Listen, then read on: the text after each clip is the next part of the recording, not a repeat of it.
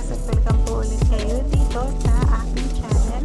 At ayan, katulad po na palagi kong sinasabi sa umpisa po ng aking video, sana po pag napanood nyo po ang video kong ito ay nasa maayos po kayong kalagayan pang kalusugan, isipan at pang-financial. At ayan, for today's video guys ay ito po, nag-aayos po ako ng mga paninda na pinamili po ng aking anak sa Baclaran.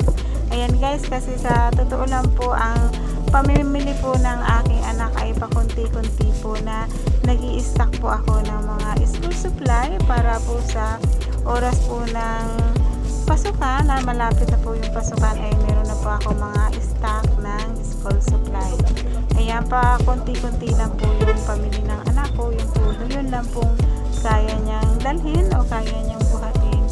pauwi ng bahay kasi syempre po pa mga school supply ay mabigat po yan pagka po nagsama-sama na, kaya po yun sa isang linggo ay 2 beses ko po siyang pinapamili para po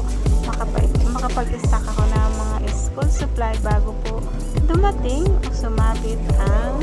pasukan ngayong June. Ayan guys, keep on watching guys sa aking pong pag-display ng mga paninda na pinamili po ng aking anak sa Baclaran.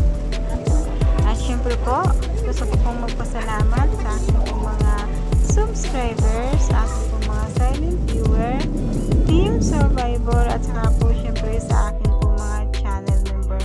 Ayan, thank you so much sa inyo guys sa walang sawang pagsuporta po dito sa aking channel, at palit-ulit ko pong pasasalamat sa inyo sa suporta po na binibigay ninyo po dito sa aking channel. Ayan guys, keep on watching guys sa pag-display ko po ng mga paninda na pinamili po ng aking anak sa Baclaran. Ayan, enjoy watching guys, at sana po panoorin niyo po hanggang sa dulo nitong aking